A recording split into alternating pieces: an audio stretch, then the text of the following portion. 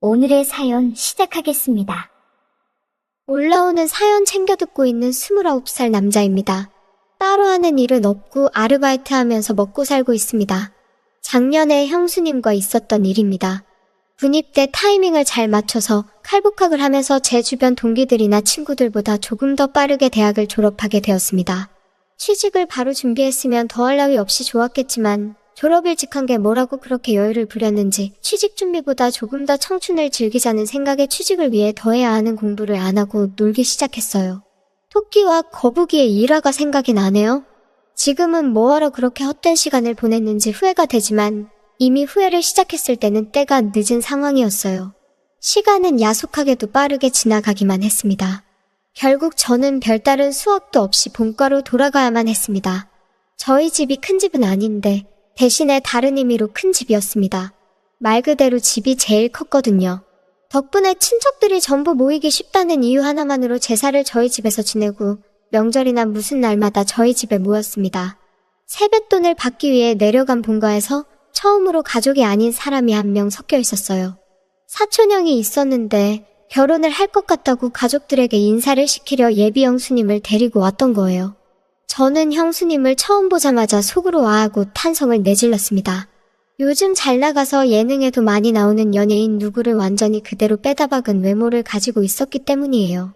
그리고 신기했던 게 친척형이 옛날부터 공부를 잘해서 어머니도 저한테 친척형 하는 거 반만 따라해보라는 잔소리까지 들을 정도로 공부벌레였는데 그래서 당연히 똑같이 고리타분하고 지루한 공부벌레 같은 여자를 만날 줄 알았는데 또 어디서 이렇게 예쁜 여자를 데리고 왔나 싶더라고요.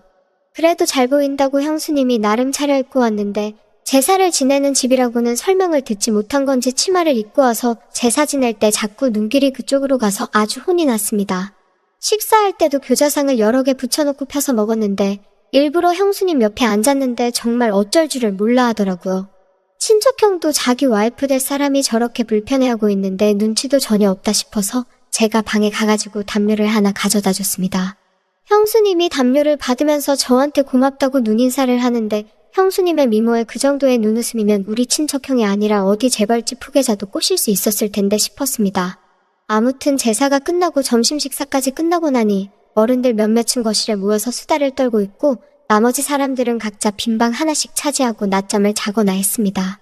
저도 제 방에 가서 쉬고 싶었는데 취직 안 한다고 친척들 입에 오르내리다가 갑자기 잔소리를 듣는 분위기가 돼버려서 어떻게 방에 들어가지도 못하고 나가지도 못하고 벌만 서고 있었습니다. 그러다가 친척형이 전날에 늦게까지 일하고 퇴근을 했고 몇 시간 못 자고 차 끌고 내려오느라 많이 피곤하다고 하여 제 방에서 눈 좀 붙이겠다고 하는 바람에 방까지 빼앗겨버리고 말았어요. 누구는 어디 취직했다더라 하면서 무슨 사돈의 팔촌 이야기까지 하면서 저를 나무라고 있었습니다. 일찍 눈치채고 방에 들어가지를 못해서 괜히 화제의 주인공이 되어버렸고 요즘은 뭐가 비전이 좋다더라, 월급을 잘 받는다더라 이런 이야기를 들으면서 혼나고 있었습니다. 훈수도 당하고 비교까지 당하니까 솔직히 자존심도 많이 상하고 내가 왜 이러고 있나 싶었는데 저희 친누나가 마침 친구 좀 만나고 오겠다고 밖으로 나가다가 갑자기 저를 향한 화살이 누나한테 향하게 된 것이었습니다. 명절날에 어딜 쏘다니냐 하면서 여자가 그렇게 밖으로 돌면 시집을 못 간다나 하면서 저 대신에 누나가 붙잡혀서 잔소리를 다 받아내기 시작한 거예요. 저는 그 틈을 타서 그 자리에서 빠져나올 수 있었습니다. 괜히 제 방에서 자고 있는 친척형을 깨우는 게 아닌가 싶어서 마침 붙잡혀버린 누나 방에서 쉬면 되겠다 싶어서 거실에 있는 어른들한테 최대한 들키지 않도록 살금살금 누나 방으로 향했습니다. 시선은 친척 어른들을 향해 있었고 최대한 살살 문을 열고 들어갔는데 방에 들어가 방문을 닫았을 때 저는 얼음처럼 굳어버리고 말았습니다. 방 안에는 예비 형수님이 계셨고 마침 형수님은 누나가 빌려준 편한 옷으로 갈아입고 있던 와중이었던 거예요. 어른들이 계시니 괜한 일을 만들까봐 형수님은 제가 들어오는 걸 보고도 놀라서 있을 뿐 소리도 지르지 못하는 상황이었던 거였습니다. 그런데 저도 그 순간에는 당황해서 어떻게 할 수가 없더라고요. 밖으로 나가면 나가는 대로 다시 친척들한테 잡힐 것 같고 그랬다가 친척 어른들 앞에 형수님의 이런 꼴을 다 보여주겠다는 생각이 들었어요. 그래서 작은 소리로 죄송합니다 연신 사과를 한 뒤에 고개를 반대쪽으로 돌려버렸습니다. 하지만 고개를 돌리고 눈을 꽉 감고 있었음에도 불구하고 이미 뇌리에 각인된 모습이 감은 두 눈 속으로 선명하게 보이더군요. 거기에 눈을 감고 들려오는 스르륵거리는 소리가 오히려 그 장면을 상상하게 만들어버렸습니다. 이제 괜찮다고 하는 형수님 말에 다시 눈을 뜨고 고개를 돌렸습니다. 매일 누나가 입는 편한 티셔츠에 반바지로 갈아입었는데 옷이 날개라고 하는 말은 다 거짓말 같은 게 같은 옷인데도 형수님이 입고 있으니까 아예 다른 옷처럼 보이더라고요. 하얀색 티셔츠가 얇아서 속이 비치는데 오히려 그것마저도 잡지화보에 나올 법하게 스타일 있어 보였습니다. 형수님이 얼마나 아름다웠는지는 둘째치더라도 제가 다시 밖으로 나가는 것도 애매한 게 현관문이 닫히는 소리가 난 걸 보니 누나도 어떻게 친척들 소나기에서 탈출해서 당초의 목적대로 집 밖에 나간 것 같았습니다. 그러니 제가 나가면 다시 친척들에게 잡혀 잔소리를 들어야 했죠. 물론 형수님하고 단둘이 좁아터진 누나 방에서 있는 것도 충분히 어려운 일이었습니다. 그런데 형수님이 저보고 괜찮다고 방 안에서 소리가 다 들려서 알고 있다고 하면서 자기는 신경 쓰지 말고 방에서 있으라고 하는 겁니다. 형수님한테 친척형은 제 방에서 자고 있는데 왜 누나 방에 계시냐고 물어봤어요.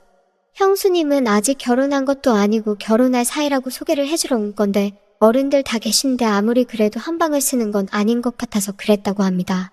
친척형이 제가 이 방에 있는 걸 알면 화내지 않겠냐고 물어보니 그건 걱정하지 말라고 하더라고요. 일어나면 연락을 준다고 했다고, 그때 나오면 된다고 미리 말을 맞춰놔서 괜찮다고 했습니다. 형수님도 가만 보니 먼 길 오느라 많이 피곤해 보였고 편한 옷으로 갈아입은 게 낮잠을 좀 자려고 했던 것 같아서 누나의 침대를 양보했습니다. 저는 바닥에 누워도 된다고 하고 바닥으로 먼저 누워버렸어요. 핸드폰으로 뭐 드라마나 영화 같은 걸 보려고 했는데 도무지 집중이 안 되더라고요. 형수님은 피곤했는지 금방 잠이 들었고 새근새근 숨쉬는 소리가 들리니 그 소리가 너무 신경이 쓰였나 봐요. 예쁜 사람은 잘 때 어떤 모습으로 자는지 궁금해서 살짝 고개를 들어서 형수님을 쳐다봤는데 저를 의식한 건지 제가 있는 방향으로 등을 돌린 채 자고 있었습니다. 그런데 오히려 등을 돌린 채 자고 있으니 뒷모습이 보여서 오히려 더 제 몸과 마음이 둘 다 부풀기 시작했어요. 잡생각이 너무 많이 나서 고개를 돌려버렸습니다. 그러지 않으면 큰 실수를 해버릴 것만 같았어요. 그런데 불편한 건 저만이 아니라 형수님도 불편하긴 매한가지였나 봅니다. 제가 바로 옆에 있어서 그런가 형수님도 잠에 들지 못하고 있는 상황이었었나 봐요. 이번엔 제가 형수님이 있는 반대쪽으로 등을 돌리고 누워있어서 형수님이 일어나 있는지 몰랐는데 형수님이 언젠가부터 제 쪽으로 방향을 틀어서 제가 뭘 하고 있는지 봤는가 봐요. 저는 핸드폰을 만지작대면서 영화 하나를 보려고 준비를 하고 있었는데 형수님이 제가 보는 영화를 보고는 그 영화 자기가 좋아하는 영화라면서 아는 척을 하면서 먼저 말을 걸어왔습니다. 피곤하신데 안 주무시냐 물었더니 괜히 저를 배려해준다고 저 때문에 못 자겠다고는 말을 하지 않았고 그냥 서울로 다시 올라가는 길에 차 안에서 자면 될 것 같다고 하면서 아무리 그래도 어른들이 다 계시고 그런데 편하게 잠들 수 없을 것 같다고 말을 하더라고요. 그 말에도 제가 불편할까봐 헤아려주는 걸 보니 형수님은 참 얼굴도 어쩜 그리 예쁜데 마음씨까지 고운지 여태껏 자라오면서 성적도 항상 좋고 좋은 대학 졸업해서 좋은 회사에 취직한 친척형이었지만 한 번도 부러워해 본 적이 없는데 형수님 같은 여자와 결혼을 하게 된다는 걸 생각하니 처음으로 질투가 다 나더라고요. 아무튼 형수님이 잠을 못 이루고 있는 것 같으니 형수님한테 그러면 영화나 같이 보시겠냐고 물어봤습니다. 누나 방에 컴퓨터가 한 대 있는데 핸드폰을 거기에 연결하면 그나마 조금 큰 화면으로 같이 볼 수 있겠다 싶었거든요. 형수님도 흔쾌히 그러겠다고 했고요. 그렇게 주섬주섬 영화를 보기 위해 세팅을 하고 있는데 앞불사 가장 중요한 게 없더군요. 핸드폰과 모니터를 연결시켜주는 케이블이 제 방에 있다는 걸 깜빡해버린 거예요. 자신있게 영화를 보자고 했는데 가장 중요한 게 없어서 난감해져 버렸습니다. 형수님한테 죄송하다고 케이블이 없어서 영화를 같이 못 보겠다고 말을 하는데 형수님이 케이블 이거 말하는 거냐고 하면서 형수님의 가방에서 제가 필요한 케이블을 딱 꺼내더군요. 구멍에 맞는가 꽂아봤더니 딱 제가 찾는 그 케이블이었습니다. 이런 걸 왜 가지고 다니시냐 물었더니 오늘 내려오는 길에 차 안에서 자기도 영화 한 편 보고 싶어서 가지고 왔다고 하는 거예요. 어떻게 우연히 겹쳐서 다행스럽게 제 핸드폰을 연결해서 형수님과 영화 한 편을 보기 시작했습니다. 형수님은 침대에 누워서 보고 있었고 저는 바닥에 누워서 보고 있었어요. 영화를 보는데 바닥에 누워서 책상 위에 있는 화면을 보려고 하니 몸이 많이 베기더라고요. 그래서 이리 돌아누웠다 저리 돌아누웠다 하며 편한 자세를 찾고 있는데 형수님이 그걸 보더니 미안했나 봅니다. 괜찮으니까 옆에 와서 침대에 누워서 보라고 하시더라고요. 그래도 제가 어찌 형수님 옆에 누워있겠느냐 하니까 형수님이 그러면 자기가 바닥에 누워서 볼 테니 저보고 침대에 올라오라는 겁니다. 그런데 또 그건 그거대로 못할 짓이더라고요. 그래서 하는 수 없이 형수님 옆에 자리를 깔고 누웠습니다. 누나 혼자 쓰는 방이다 보니 침대가 그렇게 큰 편이 아니라서 최대한 멀리 떨어져서 누우려고 했는데도 엄청 가깝게 느껴졌어요. 형수님이 뒤척일 때마다 형수님의 오른쪽 팔과 제 왼쪽 팔이 닿았는데 참 그렇더군요. 가까이 몸을 맞대고 누워있으니 향긋한 향수 냄새도 살짝 올라오고 뭔가 이상한 생각이 자꾸 들어서 저는 하는 수 없이 이불을 덮어서 몸을 가려야만 했습니다. 형수님도 참 과감한 게 아무리 제가 형의 동생이라도 그렇지 너무 저를 동생 취급을 하는 게 아닌가 싶었어요. 저도 취직만 안 했다 뿐이지 곧 30을 바라보는 남자인데 말입니다. 영화가 생각보다 연인 사이가 아닌 남녀가 같이 보기에는 조금 그런 장면들이 많이 나오더군요. 소리를 작게 해놔서 망정이지 밖에까지 들렸으면 오히려 제가 형수님이랑 뭐라도 하는 줄 오해받기 딱 좋은 장면이 나오는 겁니다. 아무리 형수님이 대범해도 그렇지 그 장면이 나올 때만큼은 고개를 돌리고 있더라고요. 장면은 끝날 생각은 안 하고 소리는 더욱 더 대담해지는 것 같아서 제가 냉큼 일어나 영화를 꺼버렸습니다. 그리고 저도 모르게 형수님한테 아까부터 계속 미안하다고 사과를 했어요. 형수님도 영화가 꺼지고 나니 괜찮아졌는지 아니라고 방을 뺏어간 오빠가 잘못한 거지 제가 잘못한 거 아무것도 없다고 하고 살짝 웃는데 가지런하고 새하얀 이빨이 보이는데 정말 안 이쁜 곳이 하나도 없는 사람이었습니다. 이쯤 되니까 형으로부터 형수님을 뺏고 싶은 욕심까지 들었어요. 그러고 얼마 안 있었나 형한테서 형수님에게 연락이 왔습니다. 자기 이제 일어났으니 형수님도 준비하고 나오라고요. 다행스럽게도 친척형이 방 안으로 형수님을 데리러 오지 않는 바람에 단둘이 방 안에 같이 있던 건 들키지 않았습니다. 다만 형수님이 방에서 먼저 나가야 하는 상황에서 빌려 입었던 누나옷에서 형수님이 원래 입고 있던 옷으로 갈아입어야 하는 상황이 발생한 거예요. 또다시 저는 고개를 돌리고 눈을 감고 있었지만 정말 코앞에서 갈아입는 소리가 들리는데 차라리 보고 있는 게 더 괜찮겠다 싶을 정도로 그 장면이 상상이 돼서 아주 말 그대로 죽는 줄 알았습니다. 아무튼 그렇게 자연스럽게 형수님은 누나 방에서 나가고 저도 한참 있다가 방에서 나왔습니다. 아무한테도 들키지 않았으니 둘이서 방에서 보낸 몇 시간은 둘만의 비밀이 되어버린 셈이죠. 그 덕분에 형수님하고 저녁 식사하면서 대화도 많이 나누고 친해져서 서로 전화번호도 교환하게 되었습니다. 제가 서울로 취직을 목표로 하고 있기 때문에 서울에 올라가게 되면 신세 좀 지겠다고 능청스럽게 이야기하면서요. 형수님도 언제든지 도와줄 테니 부담 갖지 말라고 하면서 하루빨리 서울로 올라오라고 하더라고요.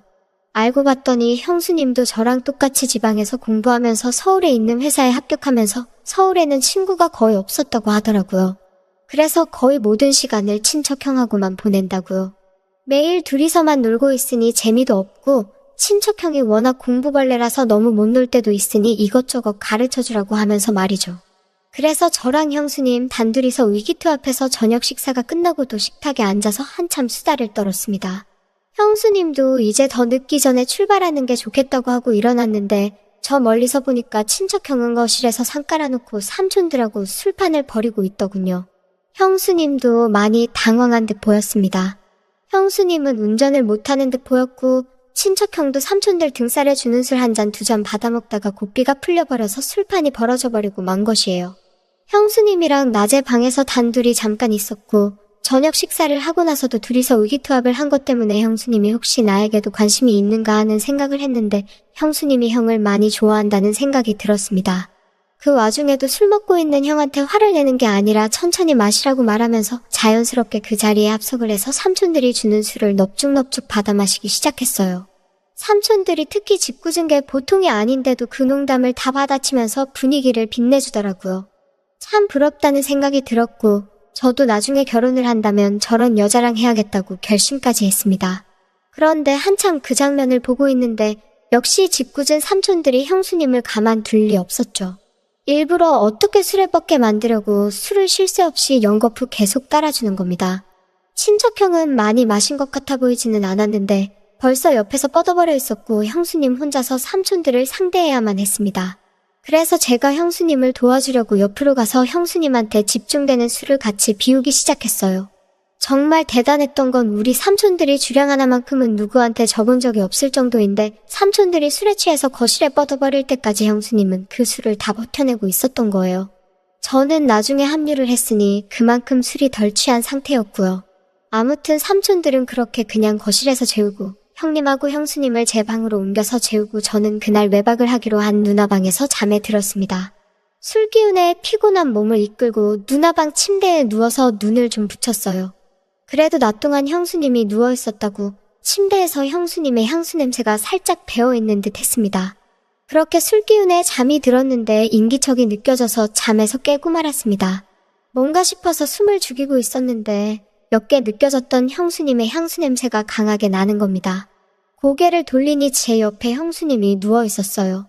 형수님도 술 기운이 많이 올라있는 듯 보였고 분위기를 보아하니 화장실을 다녀왔다가 방을 착각해서 낮 동안 한참 있었던 누나 방으로 돌아온 것 같았습니다. 나란히 누워 얼굴이 가까이 있으니 형수님이 코로 숨쉬는 콧김까지 생생하게 전해져 오더라고요. 형수님의 숨결에 술 냄새가 강하게 섞여 기분이 더욱 더 이상해졌어요. 참 아름다운 사람이구나. 왜 친척형을 만나지? 이따금씩 아까부터 생각한 의문이 계속해서 들더라고요. 저랑은 나이차도 별로 나질 않으니 아무리 연상의 여인이라도 저를 먼저 만났으면 어떻게 됐을까 싶은 묘한 질투심도 가지고 있었던 상황이고 말입니다.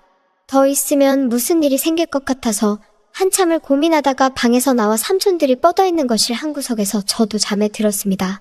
다음 날 아침이 돼서 형수님은 전날 밤의 상황을 기억을 못하는 듯 했어요. 삼촌들은 새벽 6에 깨서 이미 다 돌아갔고 친척형과 형수님도 같이 돌아갈 채비를 하더군요. 이대로 보내면 언제 또 만나나 싶은 생각이 들었습니다. 친척형은 그렇다 쳐도 딱 하루 같이 있었을 뿐인데 형수님을 한동안 못 본다는 생각을 하니 너무 서운하고 아쉬웠어요. 그렇게 친척형네를 보내고 저는 다시 누나 방으로 들어왔습니다. 제 방도 있었지만 형수님이 벌써 보고 싶어져서 방 안에 남아있는 형수님의 잔향이라도 맡아보려 들어왔어요. 그런데 벼랑간 제 핸드폰이 울리더군요. 형수님이었습니다. 내용은 얼른 취직하라고, 그리고 서울에서 보자는 말이었어요. 그리고 형수님이 덧붙인 말은 얼른 서울에 와서 어젯밤에 못한 걸 마저 하자고 하는 겁니다. 취했다고 생각했던 형수님은 사실 제정신이었던 거고 저는 굴러들어온 기회를 제 발로 차버리고 말았던 거예요. 아무튼 그 말이 계기가 되어서 저는 엄청나게 공부를 하게 되었고 원하는 대로 서울에 취직을 하게 되었습니다. 마침 회사도 형수님네 신혼집과 가까워서 친척형이 출장을 간 날에는 형수님과 둘이서 그날처럼 의기투 앞에서 함께 시간을 보냈어요. 아직도 가족들에게는 비밀로 하고 형수님과는 종종 만나고 있습니다. 꼬리가 길면 밟힌다는 말이 있는데 들킬 땐 들키더라도 저는 이 관계를 쉽게 끊고 싶지는 않네요.